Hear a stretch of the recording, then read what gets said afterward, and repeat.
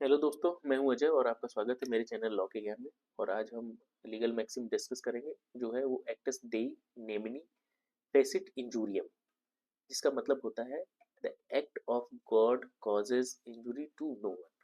ठीक है, मतलब कहने का मतलब क्या है कि गॉड, एक्ट ऑफ गॉड है, वो किसी को इंजरी नहीं कर सकता।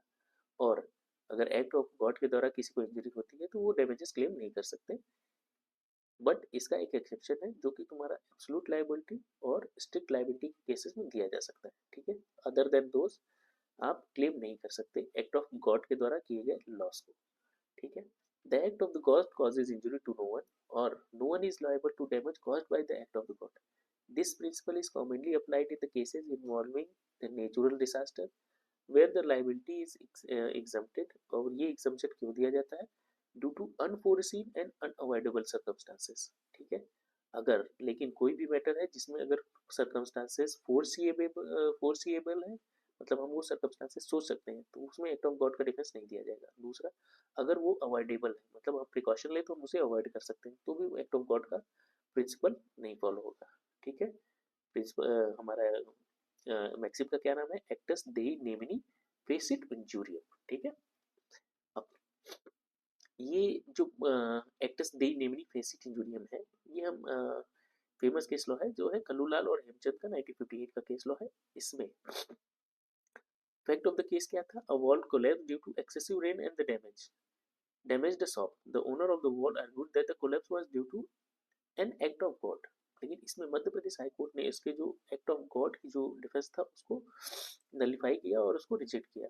क्यों? क्योंकि ये जो सर्कमस्टांसेस थे, जो एक्सेसिव रेन का सर्कमस्टांसेस था, वो फोर्सिएबल भी था, प्लस ये भी था कि ये अवॉइडेबल भी था। अगर हम प्रिकॉशन लेते और सही समय पे दीवार को बना देते तो ना वो दीवार क्लैप्स होता, ना उस ओनर का शॉप डिस्ट्रॉय होता। ठीक है, तो इस परिस्थिति में हमें एक्ट ऑफ गॉड का जो डिफेंस था वो नहीं दिया गया। ठीक है, यहाँ पे तुम्हारा एक्टस देई नेमिनी फेसिट इंजूरियम का प्रिंसिपल नहीं अप्लाई हुआ। ठीक है, दूसरा केस है रामलिंगन अदार वर्सेस नारायण रेड्डियर, 1971 का केस है। इसमें एक transport company was sued for failing to deliver the goods after the truck was washed away in heavy floods. ठीक है, इसमें मैक्सिम को अप्लाई किया गया। द ट्रांसपोर्ट कंपनी क्लेम की उन्हें act of loss was due to an act of God. ठीक है, इसमें रूलिंग क्या रही? Supreme Court held that an act of God is defence is valid only if the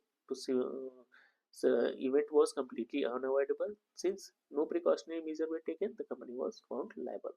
मतलब सबसे बड़ी बात कि मैंने पहले ही बताया कि सिचुएशन अनफोर्सीन होना चाहिए, अनअवॉइडेबल होना चाहिए। अगर फोर्सिएबल है, मैं देख उस चीज को देख भी सकता हूँ, प्लस प्रिकॉशनरी मेजर से उसको अवॉइड कर सकता हूँ, तो एक्ट ऑफ गॉड का डिफेंस नहीं ले सकता मैं।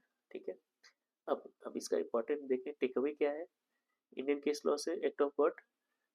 इसमें है कि अगर कोई भी सिचुएशन होता है जो कि बियॉन्ड ह्यूमन कंट्रोल होता है, मतलब अनफोर्सिएबल तो है ही, और उसके बाद अनकंट्रोलेबल भी है, तो वहाँ एक्ट ऑफ गॉड का डिफेंस मिल सकता है हमें।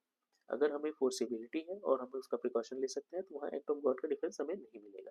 ठीक है, लेकिन अगर हम देखें कि इस प्रिंसिपल की एप्लीकेबिलिटी स्ट्रिक्ट लाइबल और एब्सोल्यूट लाइबिलिटी के केसेस जो है, जहाँ पे हजार्डस इंडस्ट्रीज हैं, वहाँ पे इस प्रिंसिपल को हम नहीं अप्लाई करते एक्ट ऑफ गॉड को। वहाँ हम स्ट्रिक्ट लाइबिलिटी उनकी क्लेम करते हैं और एब्सोल्यूट लाइबिलिटी क्लेम करते हैं, और इसके लिए हमारा पब्लिक लाइबिलिटी एक्ट 1992 का भी इनेक्ट हुआ है। ठीक है, और ये बहुत सारे केसेस जो कि हमारे ऑनरेबल एमसी मेहता साहब हैं, उन्होंने बहुत सारे केसेस इस पे किए जो कि इन्वायरमेंटल प्रोटेक्शन से रिलेटेड है, जो यूनियन ऑफ इंडिया के खिलाफ थे। वो बहुत सारे प्रिंसिपल में हमने देखा कि एब्सोल्यूट लायबिलिटी और स्ट्रिक्ट लायबिलिटी का प्रिंसिपल अप्लाई किया गया, और एक्ट ऑफ गॉड का जो डिफेंस है वो नहीं लिया गया। ठीक है, हमारा प्रिंसिपल का क्या नाम है? एक्टस देई नेमिनी फेसिट इंजूरियम। तो that's all from my side. अगर वीडियो अच्छी लगी तो लाइक करें, सब्सक्राइब करें और शेयर करें, और आगे लोगों को